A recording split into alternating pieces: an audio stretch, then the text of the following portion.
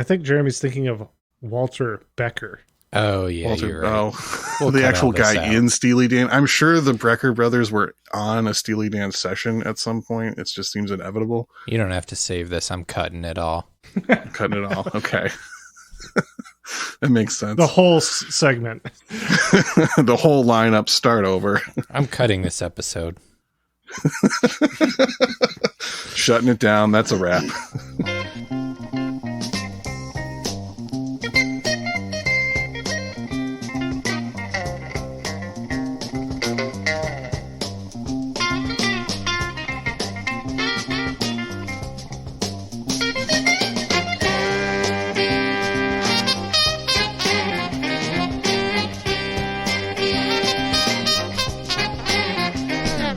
Welcome to I'd Buy That for $1, a podcast about inexpensive, common, and underappreciated records that are waiting to be rediscovered.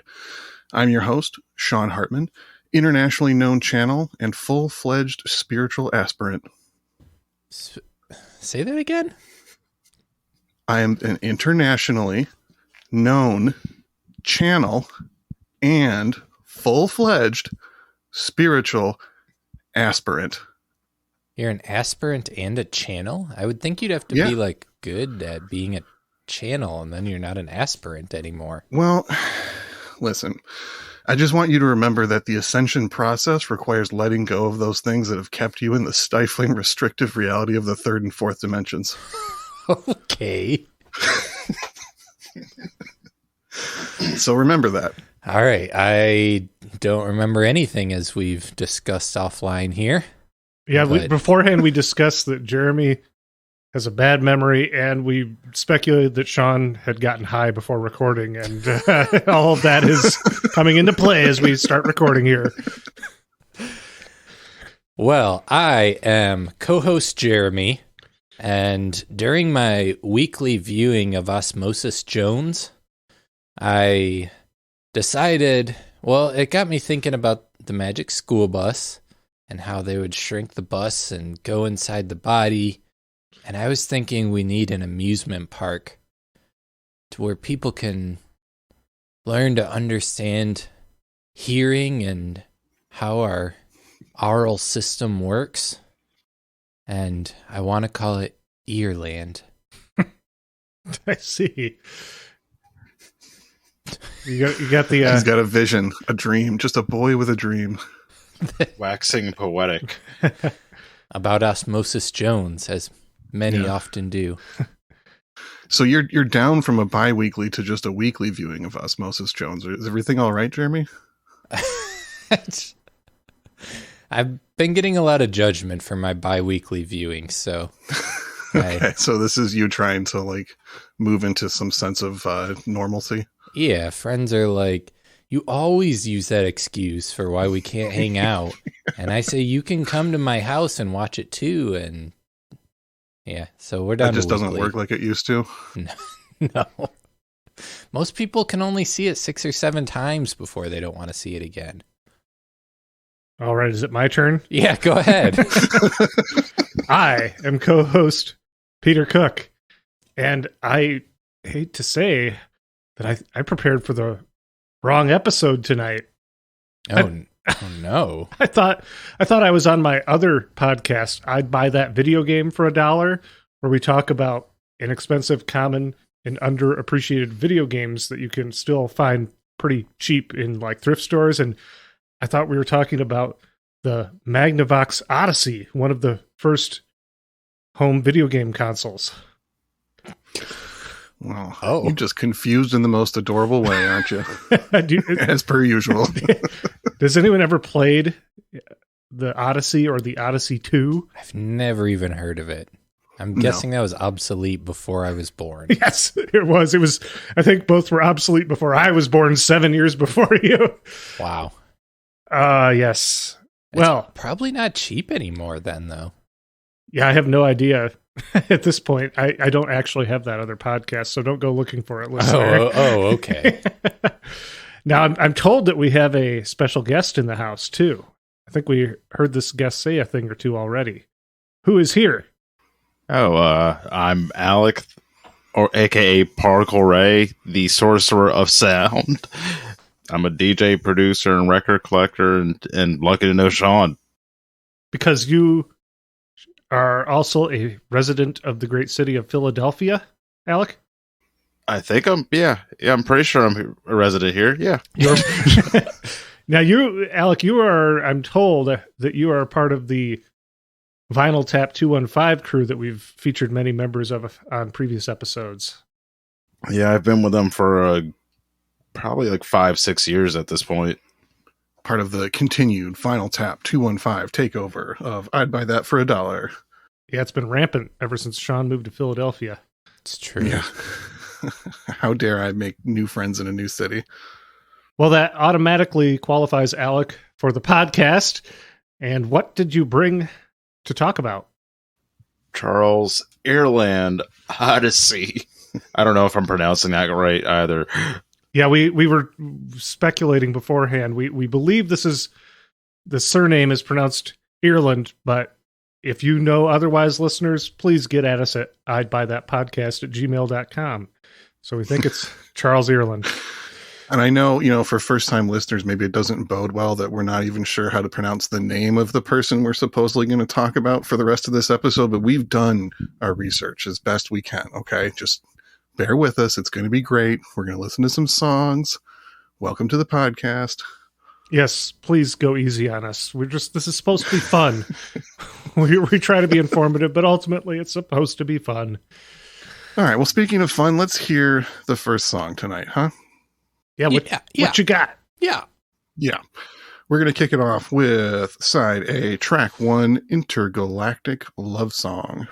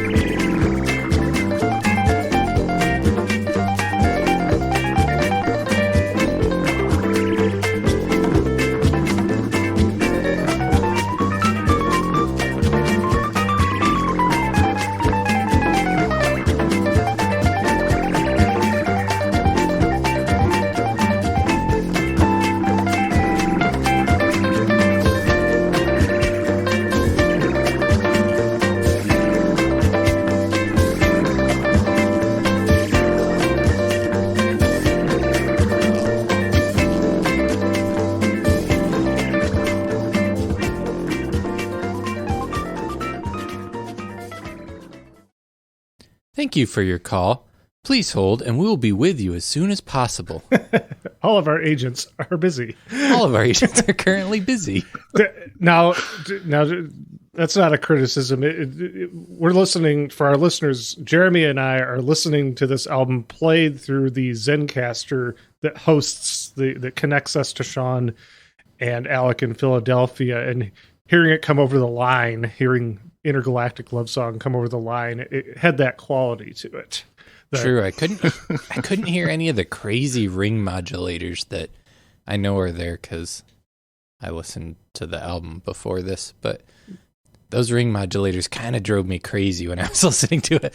Yeah. I was really enjoying the song, but they would just do their weird chirping thing, and it made me feel weird in my ears. There's a lot of effects on this album, it feels like. Yeah, most of them I super dig. Yeah, there's a lot of synthesizer happening. Yeah.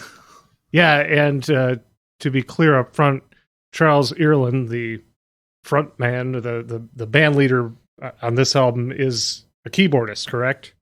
Yes. Well, most notably a keyboardist, I guess would be the more accurate way of putting it. Yeah, he was a saxophone guy. Am I cutting multiple saxophones. too much into the history now? There's only so much history to go around, so yes. Yeah. Yep. Back to the top. Well, over here, where we have the pristine audio straight from the turntable, it gives the impression of maybe like a retro futuristic space movie, and that's the music in the lobby kind of thing. Like it has this feel of, space, or at least like people's conception of space in the 60s is like the specific image that I get with this. What year is this album? This is 1976. Okay. This is a bicentennial record. Gotcha. I mean, yeah, this is intergalactic love song. Yes. It's right there in the title. And they follow through with the imagery. Yeah.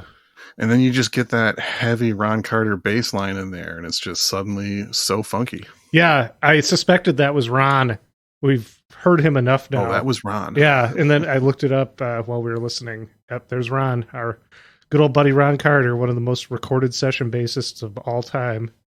Yeah, and it's bass lines like that really show why Tribe Called Quest needed him in the studio to lay some stuff down, because he's just the man for it. He's got that heavy, simple, but very funky and driving style. It's so good. True. You guys want to play a quick game? Ooh, we love games here. Yeah, we do now. We're all about games lately. So Charles Earland is a notable jazz organist, although he's playing mostly the ARP synthesizer and electric keyboard on here. So I'm wondering, how many jazz organists can you guys name? Who was the guy we did on the pod previously? Shirley Scott. Are you thinking Johnny Hammond? Oh, Johnny Hammond. Yeah. Yeah. All right, that's 1 point for Alec, 1 point for Peter. Am I going to be able to keep track through the whole game? Probably not. Jimmy Smith? Ooh, it's tied. One's all across. And as far as Medeski, Martin, and Wood count? They do organ, right? Yeah, which one of them's the organist, though? No, I know this. Wood is the bass player. So it's either Medeski or Martin. I think it's Medeski, right? Yeah, John Medeski. Yeah. ooh, Jeremy, you're in the lead Boom, now. 2. Does Booker T. Jones count? George Duke. Ooh, okay. What'd you say, George Booker T? Sure, why not? It's all tied at 2s again. Keep going. What did Alex say? George Duke. Oh, yeah, there you go. Now, was he an organist or just a keyboardist, though? I think he played a bit of everything, but Yeah, why not? We'll go with that. It counts. As the official judge, it counts. Ray Manzarek counts? From the Doors. From the Doors, that's not jazz. Get out of here. It's jazzy at times. No, it's not. Get out of here. The Doors are a jazz band. No. I'm pretty sure all of them were trained as jazz musicians. Yeah. and Ray Listen, I'm the Manzarek's- judge and I don't need reasons for my rulings, so no. You're counting the guy dabbled in some organ and oh my God. Well, anyway. Well, he's I more of a jazz quit. player, at least. Hey, you're all winners. Congratulations. It's tied all the way across. Wow. Everybody gets participation trophies. Fine by me. All right, cool. So, Sean, what was your, what ultimately, was this to prove that it's hard to name jazz organists? There aren't that many? I wasn't really trying to prove anything. I just kind of wondered how many you guys could name. And, you went with some interesting picks, too, because... Monk Higgins. Monk Higgins. That's a good one. Oh, crap. When I decided I wanted to do the game, I just quickly wrote down everything I could think of without looking it up. And you guys didn't name very many of them. You named a bunch that I didn't put down. Jimmy McGriff, brother Jack McDuff. You guys said Jimmy Smith. There's Lonnie Smith and Lonnie Liston Smith. Oh, yeah. Both of them. Are those two different people? They are. Yes. Yeah, Dr. Lonnie Smith is a different person from Lonnie Liston Smith. They are obviously often confused, though, because they are both jazz organists. Yeah, that's like the multiple David Briggs that are out there. Yep. So, regular question. How much do you guys know about Charles Earland? Have you heard of this artist before Never. prepping for this episode? I had never heard of this guy before. Yeah, never heard of him either. So this is Alec's selection. Alec, you want to tell us about how you got familiar with Charles Earland, how you picked up this record? Yeah, so first time digging at a record store with a smartphone, because I was like one of the last adopters to get one. And you're just like, I'm going to look up a song just to see what the hell's on there. And I was like, I have to risk something. So I see this album. I'm looking at the cover. I'm like, what the hell? This guy with this big ass head, and it's called like Odyssey. It just looks epic as hell.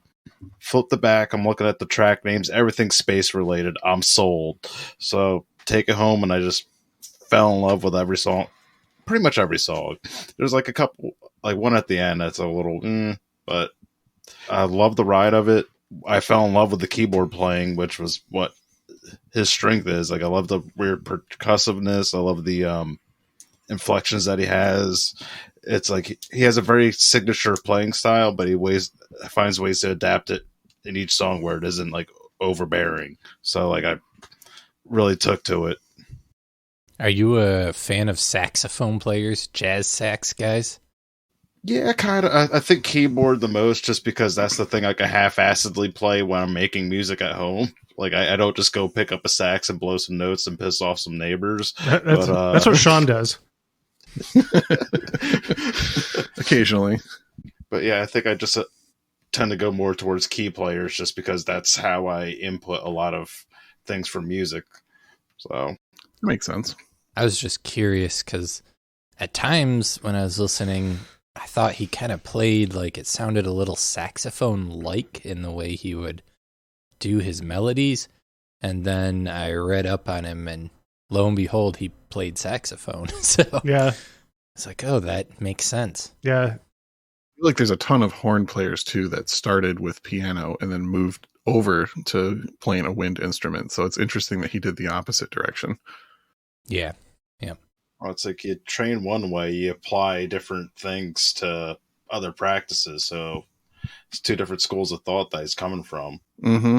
Yeah, but it kind of gives you this creative approach to songwriting, which gives him a little bit of a leg up on the competition, which I guess the one thing I do want to say about organ jazz, even though this is not really a organ jazz record, is it was a genre that was much more popular than people really realize nowadays. There was like a few year period there in the mid 60s to like the very early 70s where some of the organists were like the highest grossing jazz artist of the day. And that was the kind of thing, like if you were maybe a mild jazz fan, like you like jazz, but you didn't really want the heady, weird stuff, you were probably an organ jazz fan. You know, if you like to party at least.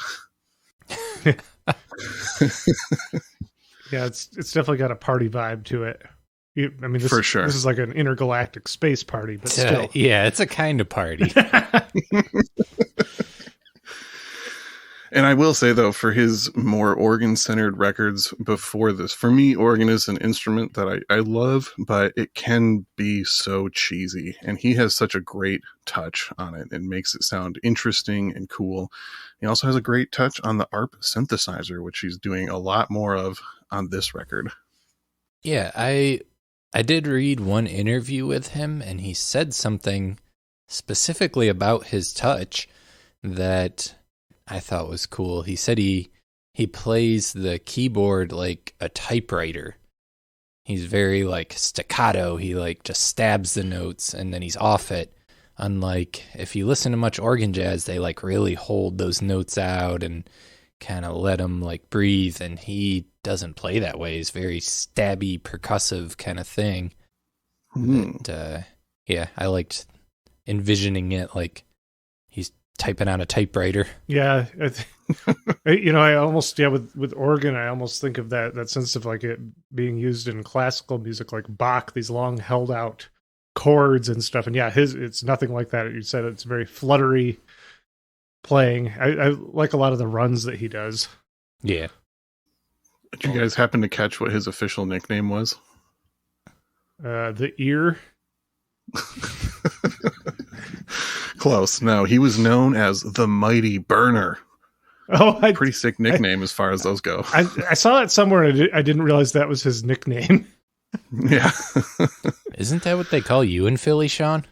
Yeah, that's exactly what they call me. Well, before we play one more song, I wanted to say that for me, Charles Earland is a guy I've been into for a while, and actually someone I've been planning to do on the podcast for a couple of years.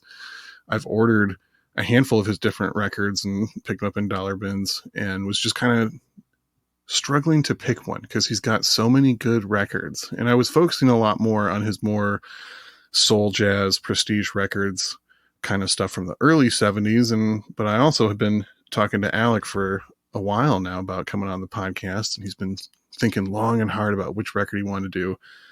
And he came to me with this Charles Earland, which I owned like 6 other records by him. I didn't have this one yet. I was like, all right, well, someone made the choice for me. Let's go. And this record is awesome. I just picked up my own copy like a week ago, and I'm so into it. It's got all the elements from his previous jazz stuff with this cool cosmic synthesizer sound to it, and heavy bass lines, excellent playing. The list of players on here, crazy, of course. I'm sure we'll get to that. We will get to it. But I'm hyped on this record. Brilliant player, great career, and just doesn't get talked about enough. Like, we'll get into that more as we go, but give him his proper, give him his flowers. That's what we're here to do. That's what we do. Okay, next track, we're going to hear From My Heart to Yours, looking at side B, track 1.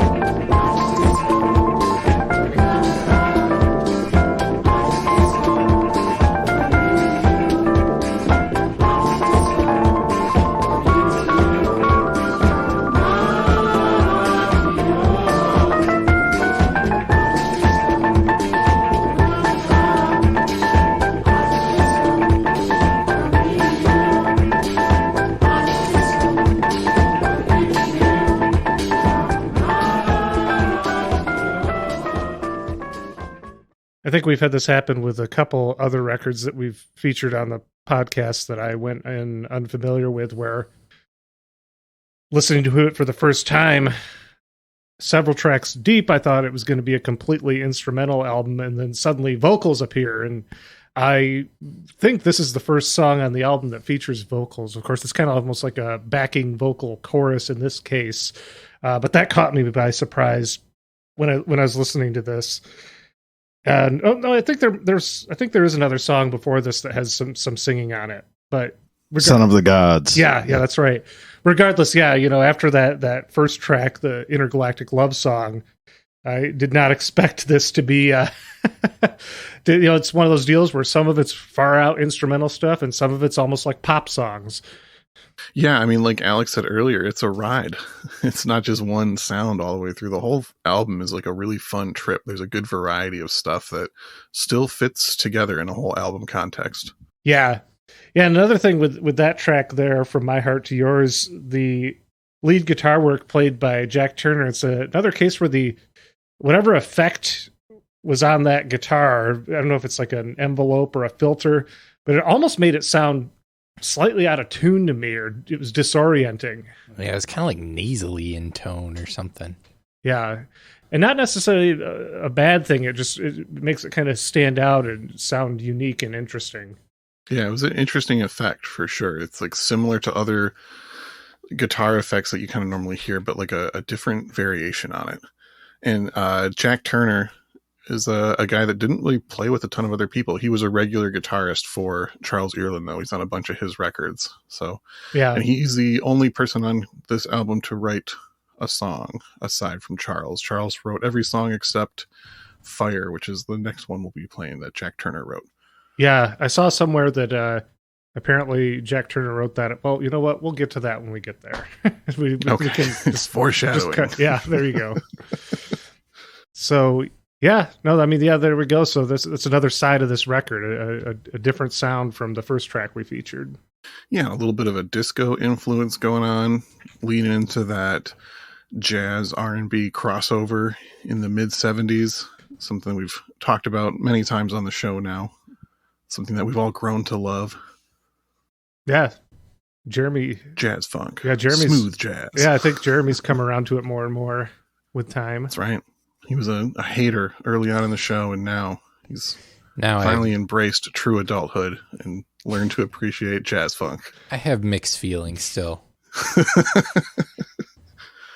I shouldn't get into this now. Yeah, I'll get into it now. I didn't like Fire. Deal with it. Ooh. You didn't like it because it's spelled with a PH? Oh, no, I love that. Okay. The spelling choice was on point. Yeah, I just didn't like the lyrics. I thought they were dumb and made me it took me out of the song.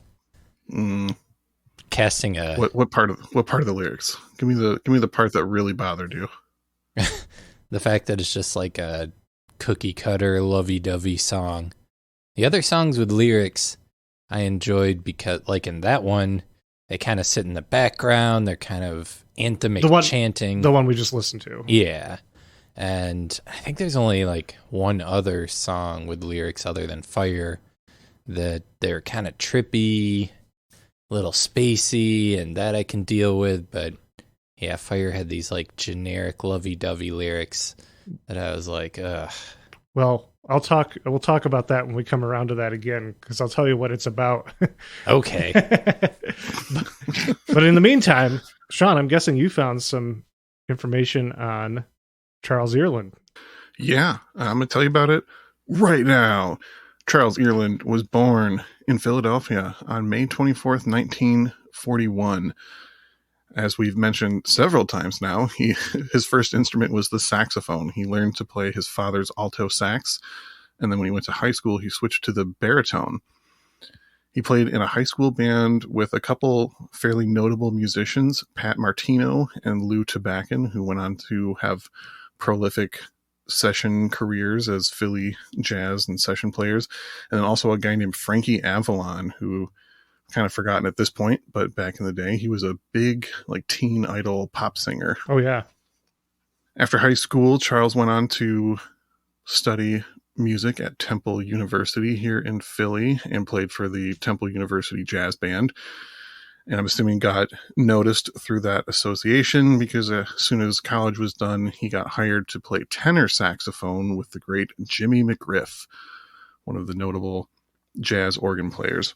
I worked with him for 3 years, and while he's out there gigging with Jimmy McGriff playing the tenor saxophone, he taught himself how to play the organ just at intermissions at Jimmy McGriff concerts.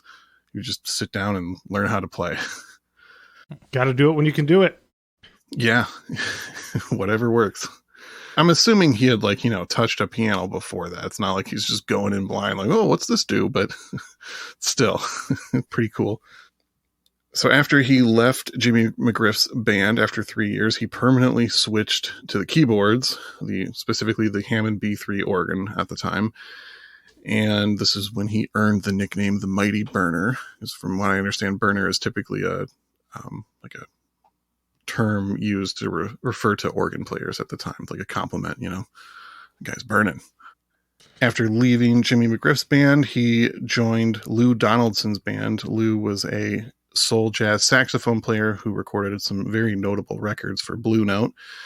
Played with Lou for about 2 years and then was signed as a band leader to Prestige Records. And his first solo album as a band leader is a record called Black Talk that came out in 1970. Now, the interesting thing about Charles Earland is that record specifically, Black Talk, is considered to be a canon jazz record. It's on greatest jazz record lists, but it's a relatively straightforward organ jazz, soul jazz record, and it's kind of weird that like the rest of his career just doesn't get talked about. Like he's kind of a footnote in the soul jazz world when he gets talked about or is in reference to other people, but he doesn't get his whole catalog celebrated like I feel like he really deserves. So part of the point of talking about this later record, 6 years after his celebrated album. How many albums in is that? I saw he was fairly prolific. For how many albums in is Odyssey? Yeah. That would be his 11th record. He recorded 10 albums for Prestige as a band leader, including a couple live albums, I think. One of which is a 1971 live album called Living Black that featured a young, unheard of, up-and-coming Philly sax player, Grover Washington Jr. Oh, wow. Not previously featured on the podcast, which is kind of shocking to me that it's a crime. It's a crime. Yeah, we're saving that one. I guess so. Another record on Prestige during that 10 album run is a record called Charles III that came out in 1973, which is notable for featuring the last recorded material from trumpeter Lee Morgan before Lee was tragically murdered by his wife in 1972. Oh, geez, I didn't know that's how Lee Morgan died. Yeah, there's a whole documentary about it. It's a really interesting story. So after his 10 album run at Prestige, he moved to the Mercury label, and his first album is this one, album number 11, Odyssey, in 1976.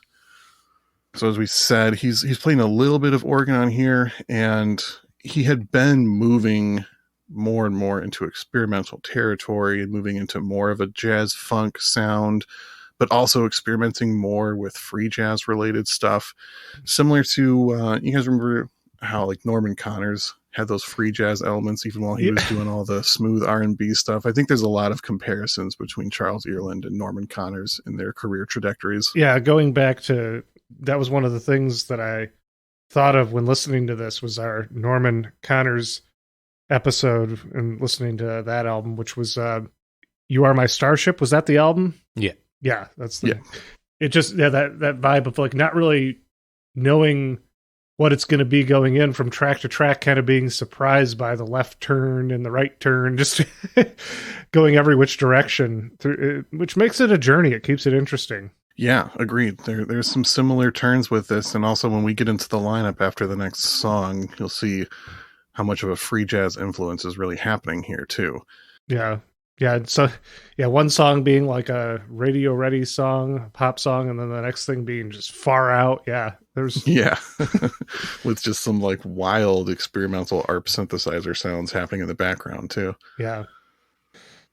Well, to round out this bio, Charles Earland continued working pretty much throughout his whole life, maintained a steady, loyal fan base, continued to have some club hits after this as he continued to explore the kind of more R&B side of jazz, right up until about 1985 when his wife passed away. He retired from music for a few years and then came back. And when he came back to music, he went back to playing the B3, the Hammond B3 organ, and spent pretty much the rest of his career doing more of like a throwback soul jazz kind of sound. But he continued recording. He had albums come out on both Milestone and Muse Records, two very notable jazz labels.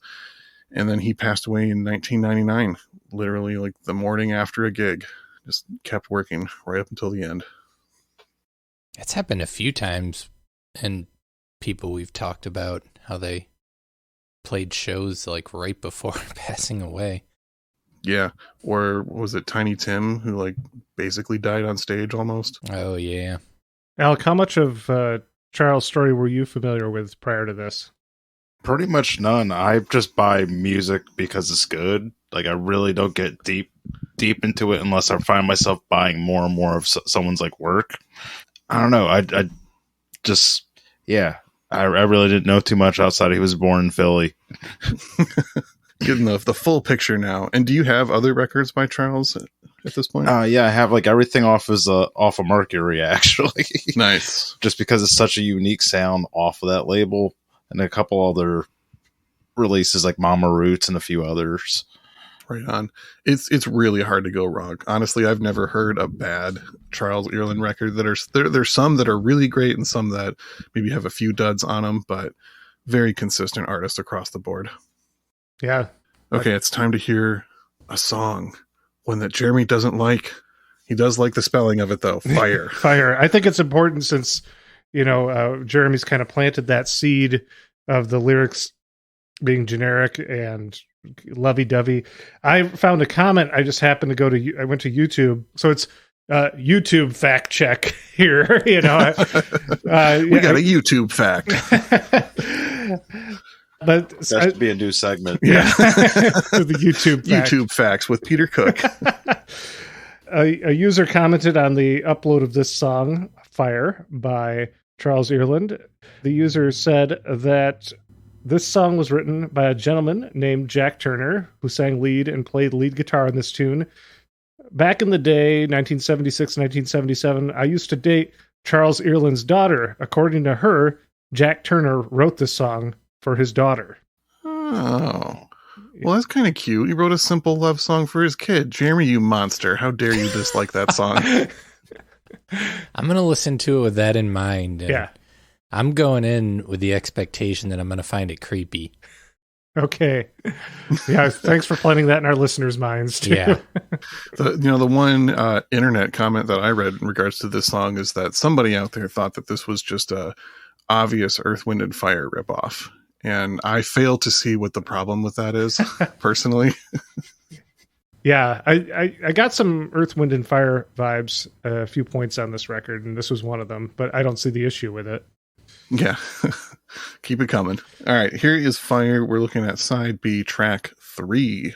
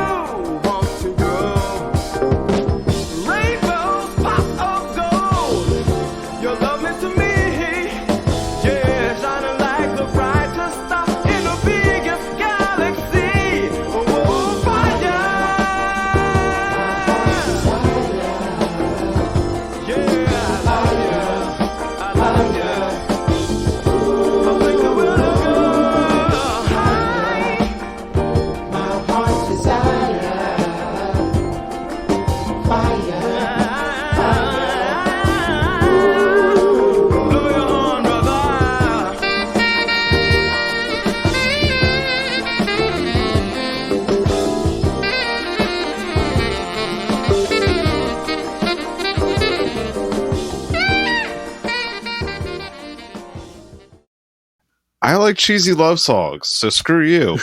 And On the Earth, Wind, and Fire reference, I'm not an Earth, Wind, and Fire fan. I think they're a little too clean, like studio clean for me. So like anything with a little rougher edge that seemed like humans played it, I'm down for. So that's why Fire really hits for me.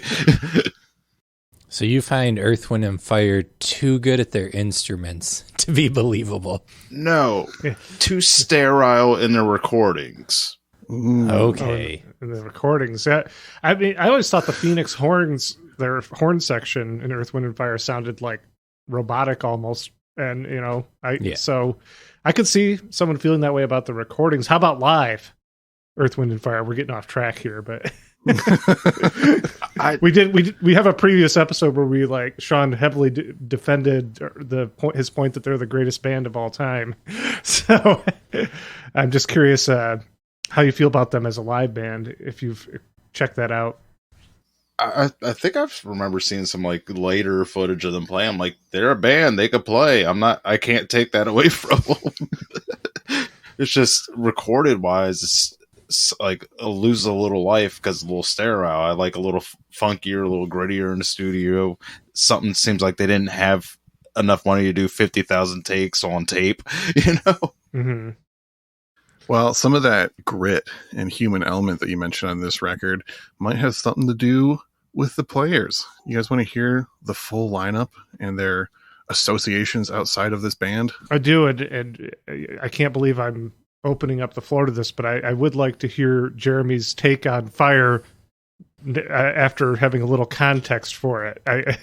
I will say I disliked it a little less knowing the context, and actually found it a little less creepy too. Yeah.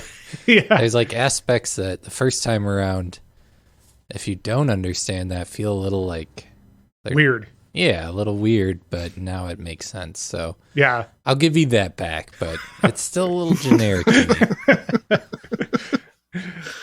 All right, but it's a danceable love song in 1976. That's just kind of that's how they are. Fair enough. Maybe you just don't like that kind of music too much. I don't. That's fine. I don't want to always listen to that wordy bullshit that you like. So, is there any love in your heart?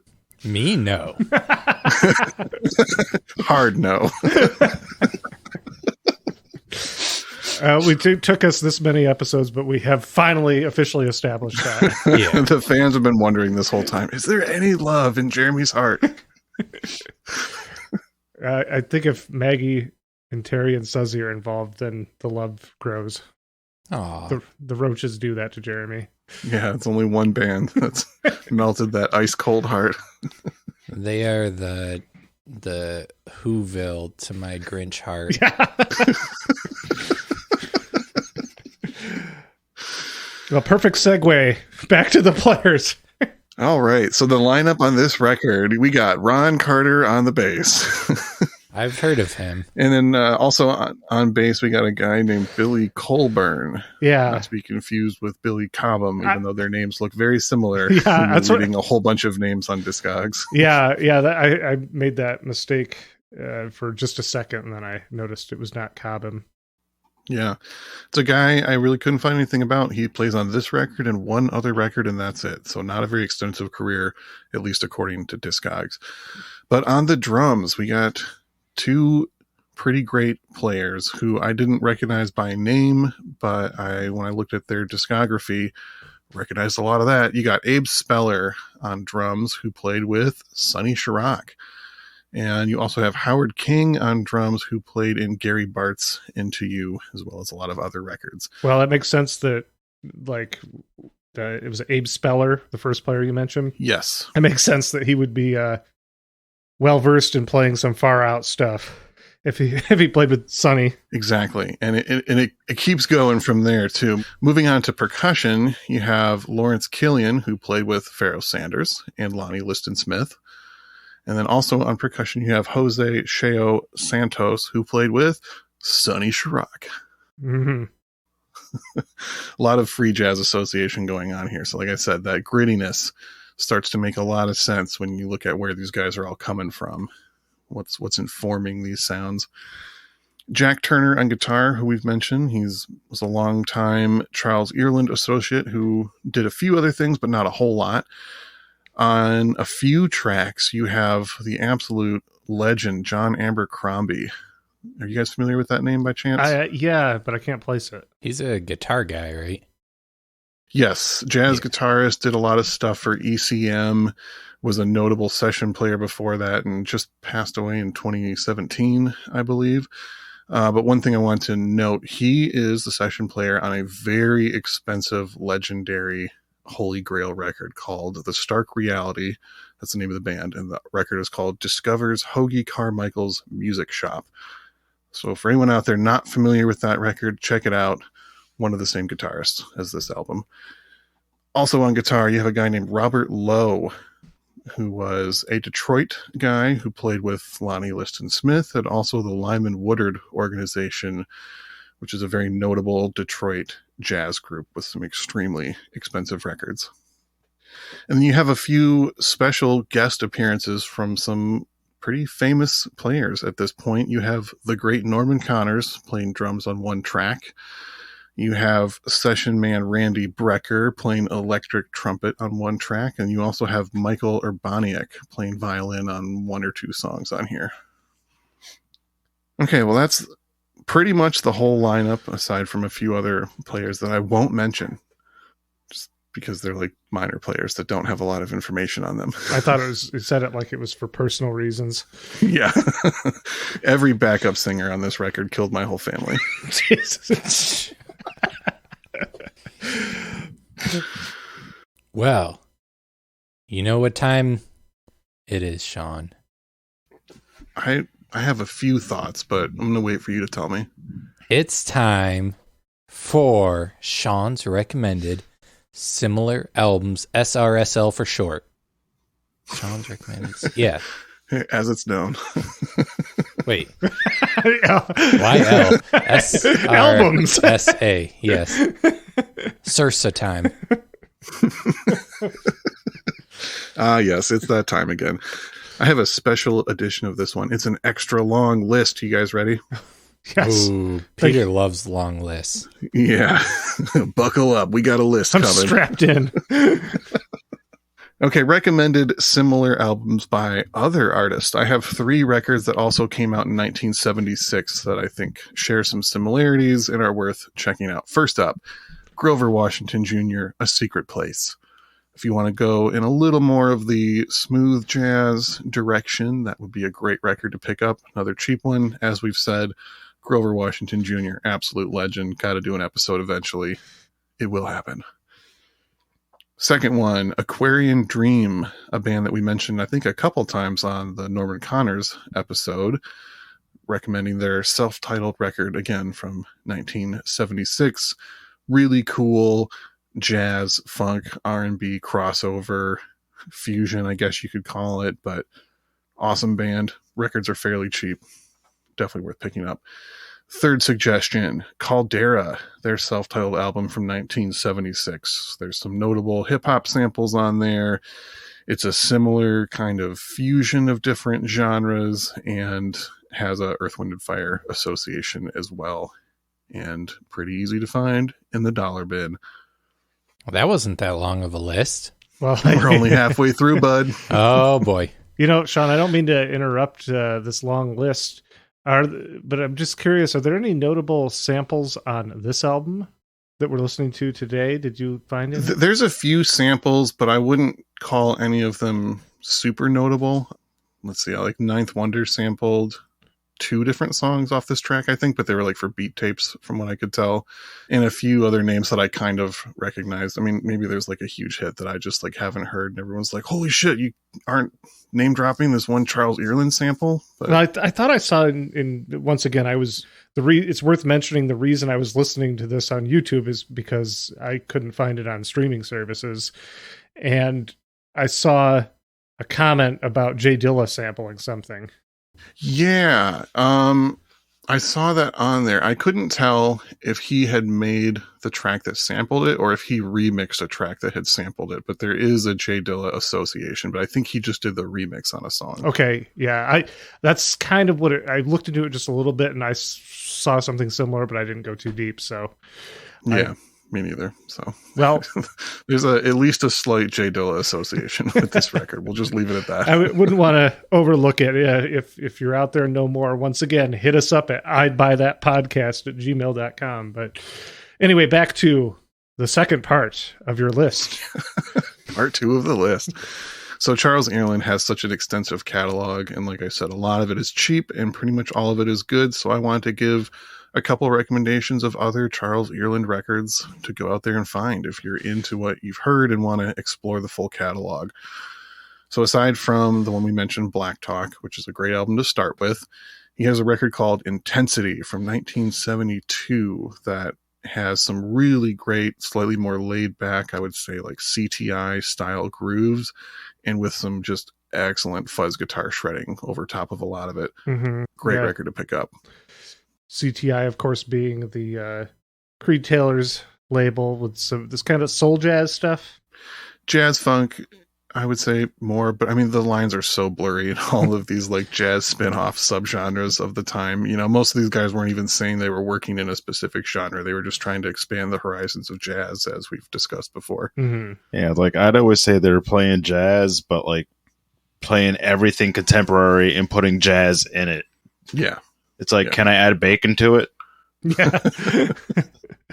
Well, and as we found, it seems like a huge chunk of the pop and R&B records happening at this day were all jazz guys as the studio musicians anyways. So again, the lines of what is jazz and what is soul are just forever blurred, especially once you get into the mid-70s. Thank you, 70s. You made music more interesting. Making everything blurry. Yeah.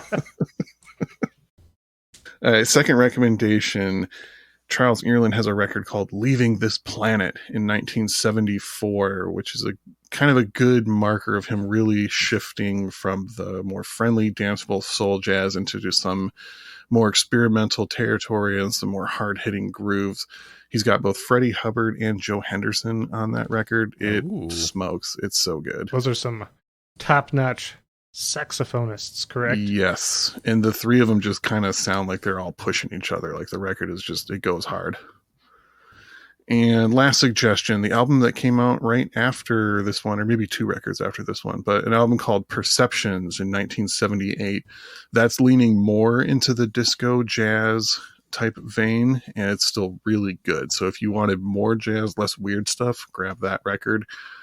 There's a track on it called Let the Music Play that, from what I understand, was actually kind of a minor club hit, especially in Europe. And that's all of the list. But I'll make a quickly amend something I said.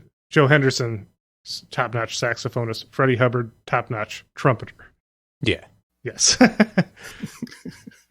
True. Correct. Trumpeter. Well, very cool. Yeah, this is a artist that I honestly had never heard of. So this has been fun learning. Just there seems like there's a lot to explore here. Now, how commonly do you see his records? They're not like everywhere. You know, you're not going to find a Charles Earland record every time you dig through a dollar bin, but they are all much cheaper than they should be. I bought this record Odyssey for like $3.40 at a Philadelphia record store. I think I bought most of his other records for $2 or $3 that I've got. Yeah, they're around. It's definitely a medium to easy find, I would say. Mm-hmm. Cool. Well, Alec, do you have anything that you want to plug? I mean, we've mentioned Vinyl Tap. If people are interested, I know they can go over to Instagram and find at Vinyl Tap 215. Do you have anything you'd like to plug beyond that? Well, yeah, every Wednesday I stream on Twitch under Particle Ray Music. Particle Ray Music from 8 to 10, and I play literally just any record in my collection and try to make a cohesive set out of randomness. So I'm also currently playing at the Trestle Inn. It's a new residency under my belt, so having fun playing disco and hopefully getting the courage to play some soul tunes. So yeah, the Trestle Inn is a happening spot. I was fortunate enough to get to check out Sean's spinning there. My wife and I, when we were in Philadelphia a few months back, got to go see Sean spinning at the Trestle Inn and the Go-Go Dancers, and it's a great vibe. That's right. So if you're in Philadelphia, look for Particle Ray and or DJ Hardbargain at the Trestle Inn. We're there all the time now. All the time. Nonstop. All the time. They're there right now. 2 to 3 times a month. Yeah, are you guys doing a set right now? Don't lie to me. Yeah, we are just stoned as fuck, DJing at the Trestle while podcasting. Everything is true. Cool. Wonderful. Well, yeah, thanks for joining us, Alec. And Thank you for having me. yeah, hope to have you back. All right. Well, Sean, what are we going out on? We are going out on Journey of the Soul, Side B, track 4, the closing track on the album. And this one is straight instrumental. Yes, straight instrumental. And this one is the track that features Randy Brecker on the electric trumpet. Awesome. Thank you so much for listening to yet another installment of I'd Buy That for $1. This is Peter Cook. Goodbye. This is Jeremy Ruggles. Goodbye. And I'm Sean Hartman. Goodbye. This is Alec. Goodbye.